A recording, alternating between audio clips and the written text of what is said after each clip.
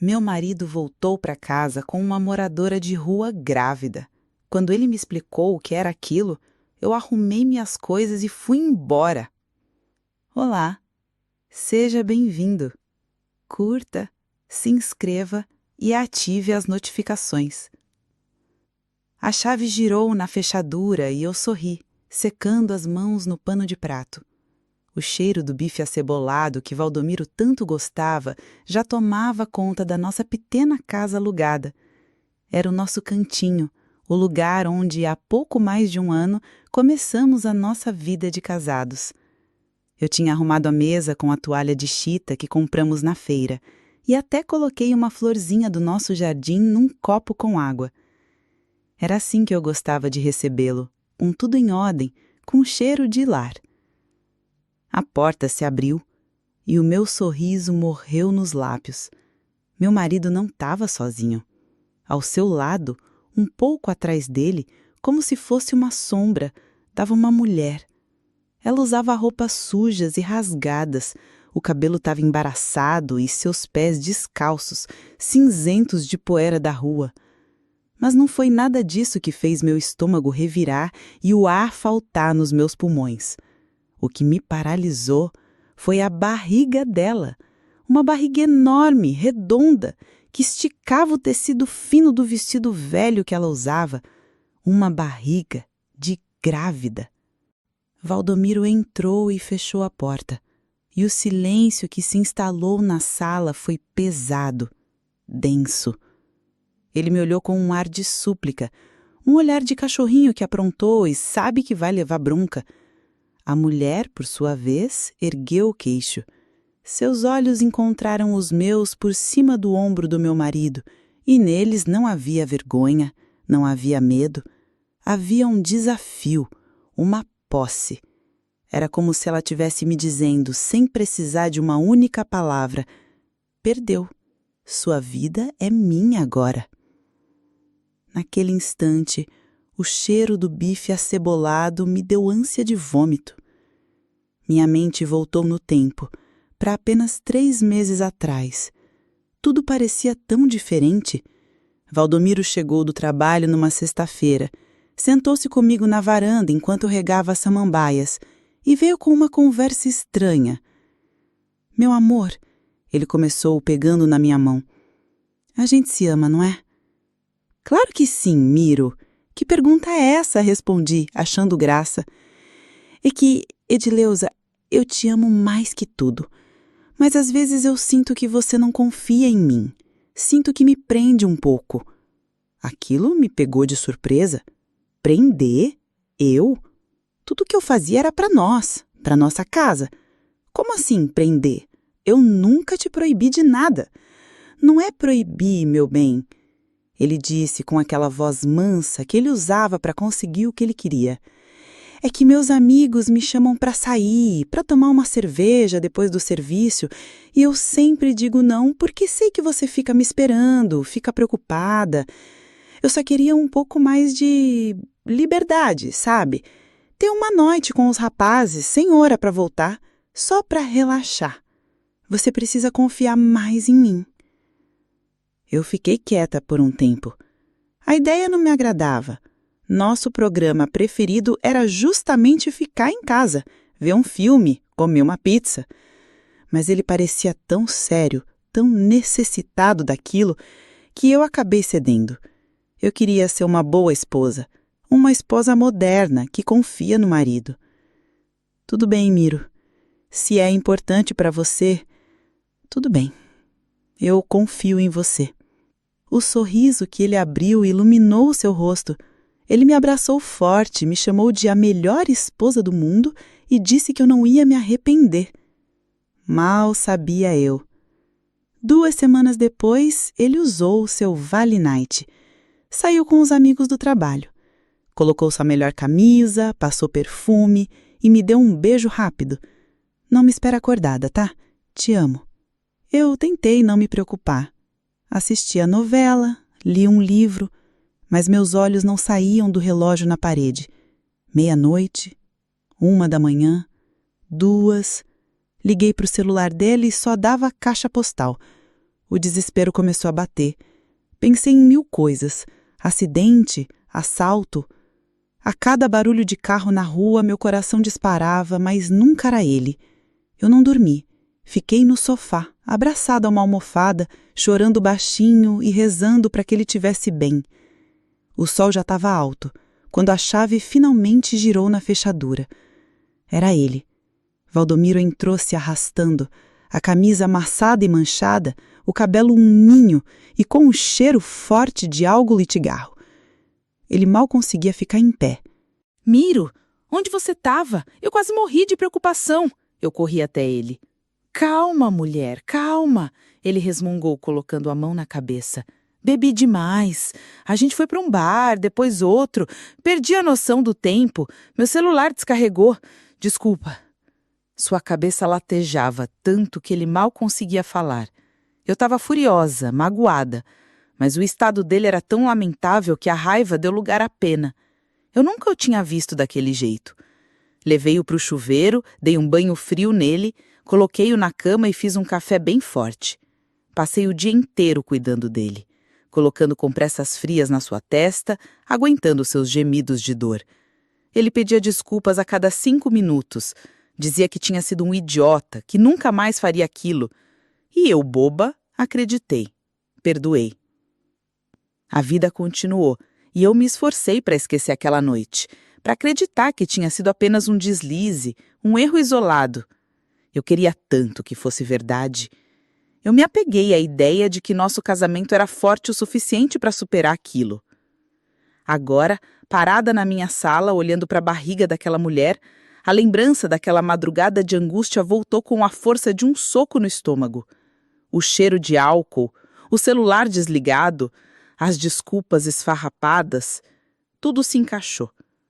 Aquela noite com os amigos, aquela enxaqueca fortíssima, não tinha sido só por causa da bebida. Tinha um motivo. E o motivo estava ali, na minha frente, com um olhar vitorioso e carregando um filho dentro de si.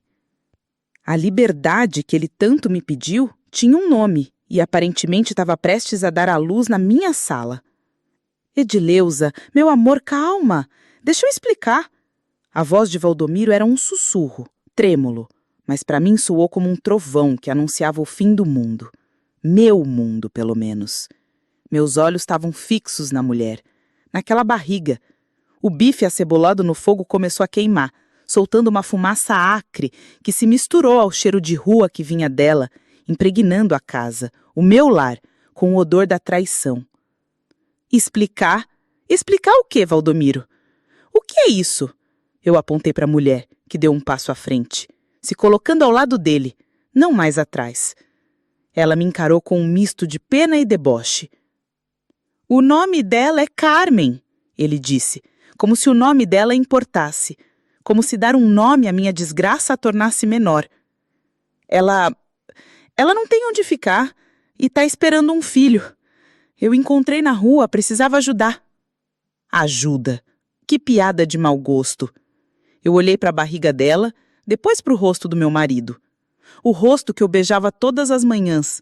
O rosto do homem a quem eu entreguei minha confiança, meu amor. Ajudar?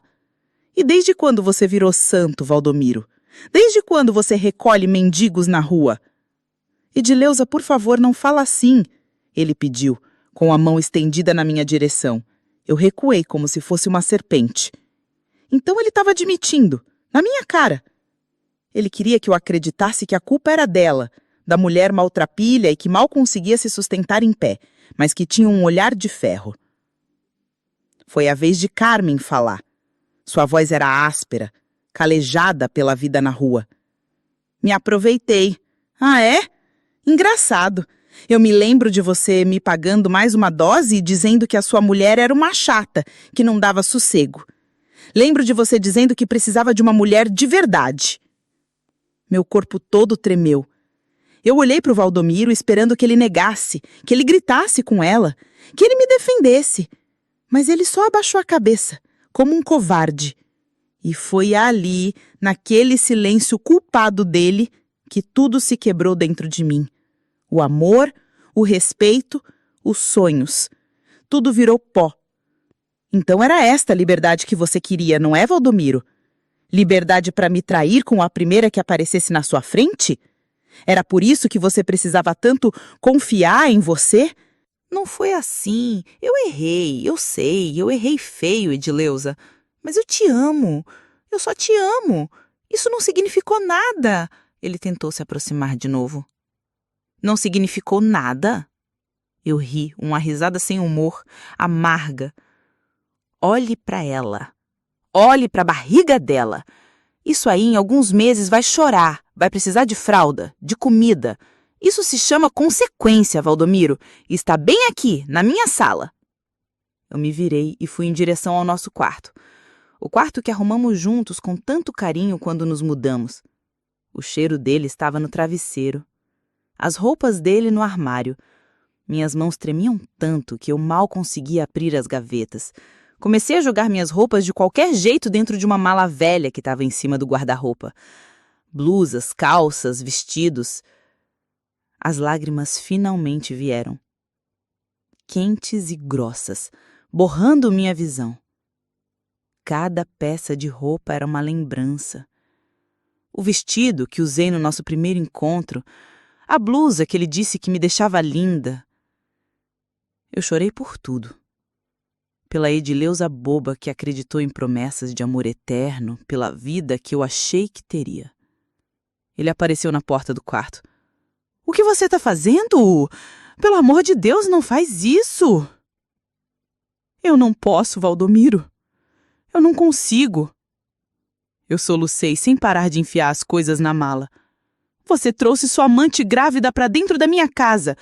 Você quer o quê? Que eu cuide dela? Que eu ajude a criar o fruto da sua traição? Você perdeu o juízo. Mas ela não tem para onde ir. Eu não posso simplesmente deixá-la na rua, nesse estado. O que você queria que eu fizesse? Que você tivesse pensado nisso antes de se deitar com ela. Eu gritei, virando para ele com o rosto banhado em lágrimas. Que você tivesse um pingo de respeito por mim, pelo nosso casamento. Mas isso era pedir muito, não é? A casa é alugada. O contrato está no seu nome. Pode ficar com ela. Arquem vocês dois com tudo. Eu tô fora. Fechei a mala com dificuldade. O zíper prendeu e a raiva me subiu de uma forma que eu arranquei o puxador. Não importava. Nada mais importava. Passei por ele na porta do quarto como se ele fosse um fantasma. Carmen ainda estava na sala, parada no mesmo lugar, com um sorrisinho vitorioso nos lábios. Ela tinha conseguido. Ela tinha tomado o meu lugar. Parei na porta de entrada e olhei para trás uma última vez. Olhei para o sofá onde assistíamos a filmes abraçados, para a mesinha de centro com o porta-retrato do nosso casamento, para a cozinha onde o cheiro de bife queimado agora dominava tudo. Aquela não era mais a minha casa. Aquele não era mais o meu marido. Eu não sabia para onde ir, o que fazer, mas de uma coisa eu tinha certeza. Eu não podia aceitar aquilo. Ficar ali seria morrer um pouco a cada dia. Abri a porta e saí, batendo-a com toda a força que me restava. O som ecoou na rua vazia. O som do fim da minha vida como eu a conhecia. Os meses que se seguiram foram os mais longos e cinzentos da minha vida. Depois de sair de casa, com a mala na mão e o coração em pedaços, a primeira pessoa para quem liguei foi minha irmã, Lúcia. Ela não fez perguntas, apenas me disse para ir para a casa dela. Chorei por 3 dias seguidos no quartinho dos fundos que ela me arrumou. Era um choro de dor, de raiva, de luto por um casamento que eu achava que era para sempre. Aos poucos, a rotina foi me salvando. Lúcia me arrumou um emprego na padaria do bairro, onde ela trabalhava. Acordar antes do sol nascer, sentir o cheiro de pão quente, atender os clientes com um bom dia, forçado, tudo isso me mantinha ocupada, com a mente longe de Valdomiro e daquela mulher. Mas à noite, no silêncio do meu quartinho, as lembranças voltavam. A imagem dele chegando com Carmen, o olhar de posse dela, a barriga enorme. Eu me perguntava como eles estavam vivendo na nossa casa, se ele a levava para dormir na nossa cama. Cada pensamento era uma tortura. Com o tempo, a dor aguda começou a se transformar numa tristeza profunda. E essa tristeza, aos poucos, foi dando lugar a uma espécie de calma. Uma calma resignada. Eu percebia que conseguia viver sem ele. Eu pagava meu pequeno aluguel para Lúcia, comprava minhas coisas e, pela primeira vez em muito tempo, eu não dependia de ninguém. Eu estava machucada, sim, mas estava de pé. Comecei a me sentir um pouco mais forte a cada dia, a cada pão que eu vendia, a cada conta que eu pagava com o meu próprio dinheiro. Foi numa tarde de terça-feira, quase 5 meses depois que eu fui embora, que o meu passado bateu à minha porta. Eu estava voltando do trabalho, cansada, com os pés doendo, e o vi parado na calçada em frente à casa da minha irmã, Valdomiro. Ele estava mais magro, com olhares fundas e uma barba por fazer, mas havia um brilho nos seus olhos, uma agitação que eu não via há muito tempo. Meu estômago gelou, minhas pernas fraquejaram e eu parei no meio da rua. Ele me viu e abriu um sorriso enorme, um sorriso de alívio, de vitória. Veio correndo na minha direção sem se importar com os carros que passavam. Edileuza, meu amor, eu te achei. Rezei tanto por esse dia. Ele tentou me abraçar, mas eu dei um passo para trás, instintivamente. Meu corpo se recusava a sentir o toque dele. Que você quer aqui, Valdomiro? Minha voz foi fria, cortante. O sorriso dele não diminuiu. Ele parecia não ter notado minha frieza, ou talvez estivesse tão eufórico que nada pudesse abalá-lo. Eu tenho a melhor notícia do mundo, a melhor. Tudo vai voltar a ser como antes, meu amor, eu juro. Ele falava rápido, atropelando as palavras, as mãos gesticulando no ar. O bebê nasceu na semana passada. É um menino. Eu senti uma pontada no peito. Então o filho da traição dele tinha nascido. A prova viva do erro dele estava no mundo. E o que eu tenho a ver com isso? Tudo. Você tem tudo a ver com isso, Edileuza, ele disse com os olhos brilhando. Leuza, eu desconfiei. Desde que o menino nasceu, eu olhava para ele e não me via nele. A Carmen jurava que era meu, mas eu sentia aqui dentro, ele bateu no peito, que tinha alguma coisa errada. Então eu exigi. Eu paguei do meu bolso um exame de DNA. Peguei o resultado hoje de manhã. Ele enfiou a mão no bolso da calça e tirou um papel dobrado. Estava amassado e sujo, como se ele tivesse segurado o dia inteiro. Ele o abriu na minha frente com as mãos trêmulas de emoção. Olha aqui, Edileuza. Ele apontou para uma linha no final da página. Probabilidade de paternidade 0%. 0%, Leuza. O filho não é meu. Você entende o que isso significa? Ele não é meu. Ele me olhava, esperando uma reação, esperando que eu sorrisse, que eu chorasse de alegria, que eu pulasse nos braços dele e dissesse: graças a Deus, meu amor, acabou o pesadelo. Ele esperava que aquele pedaço de papel funcionasse como uma borracha mágica, apagando os últimos meses de humilhação e sofrimento que eu passei. Mas eu não senti nada disso. Olhei para o papel, para o rosto exultante dele, e o que senti foi um vazio gelado, um distanciamento. A notícia não mudava a imagem dele chegando em casa com ela. Não mudava as palavras cruéis que ela disse, que ele não negou. Não mudava o fato de que ele dormiu com outra mulher e a trouxe grávida para dentro do nosso lar. E a Carmen e a criança, onde elas estão? Perguntei, a voz sem emoção. Ele deu de ombros como se estivesse se livrando de um peso morto. Eu mandei ela embora, claro. Assim que peguei o resultado. Mandei ela e o moleque arrumarem as coisas e sumirem da minha vida. Ela fez um escândalo, mas eu não quis nem saber. Meu único problema era aquele filho. E agora ele não existe mais. Acabou, Leuza. Nós estamos livres. Livres. A palavra ecoou na minha cabeça. Ele achava que estávamos livres. Mas o que ele queria, afinal? Que eu simplesmente esquecesse tudo? Que eu pegasse na mão dele e saísse andando, feliz e sorridente, como se tivéssemos apenas superado uma pequena briga de casal? Que eu voltasse para aquela casa, para aquela cama, e fingisse que outra mulher nunca esteve lá? Ele estava ali, feliz da vida, me contando que a consequência do erro dele não era de fato sua responsabilidade biológica, e achava que isso era o suficiente para ter a sua esposa de volta. A ingenuidade dele era quase tão ofensiva quanto a própria traição. Valdomiro continuava ali, parado, com aquele papel amassado estendido na minha direção, o sorriso eufórico murchando lentamente em seu rosto. Ele me olhava como uma criança que mostra um desenho para a mãe, esperando o elogio, e em vez disso, recebe o silêncio. Ele não entendia. Ele realmente não entendia, e foi essa a falta de compreensão dele que cimentou a minha decisão, que transformou a rachadura no meu coração em um abismo intransponível entre nós. Eu respirei fundo, o ar da rua enchendo meus pulmões com uma clareza que eu não sentia há meses. A dor ainda estava lá, em algum cantinho da alma, mas não me dominava mais. Era como uma cicatriz de uma cirurgia, uma marca que sempre me lembraria do que eu passei, mas que não sangrava mais. Guarde esse papel, Valdomiro, eu disse, a voz calma e firme. Ele não muda nada. A confusão tomou conta do rosto dele. Como não muda nada, Edileuza? Você não está entendendo. Eu não sou o pai. Aquele erro, aquela noite, não deixou uma marca permanente. Não tem filho nenhum nosso no meio. Podemos esquecer tudo e recomeçar. Recomeçar? Eu quase ri, mas não havia mais humor em mim para o absurdo dele. Você acha que o problema era o bebê? Você acha que a minha dor, a minha humilhação dependiam de um resultado de DNA?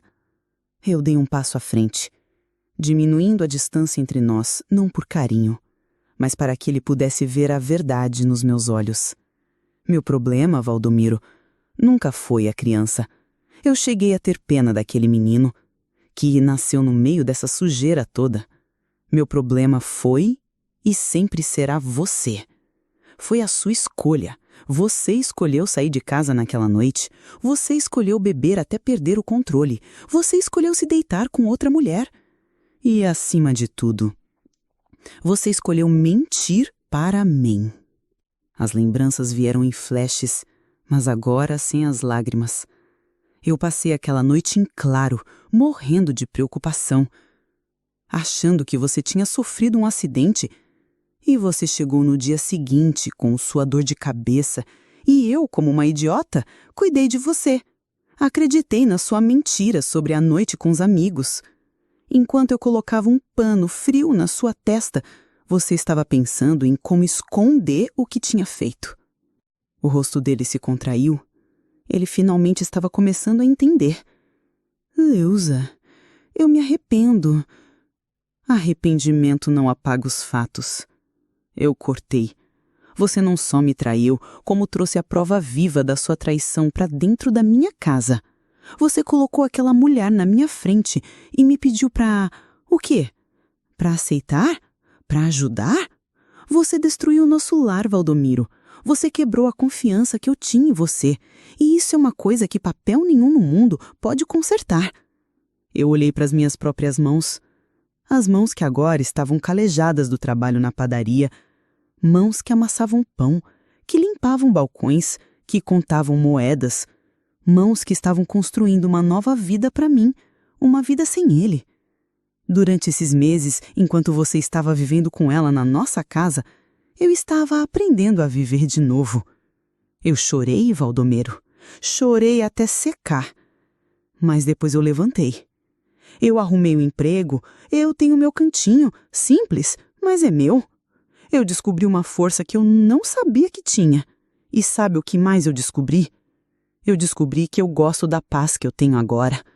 Eu gosto de deitar a cabeça no travesseiro e não ter que me preocupar onde você está ou com quem você está.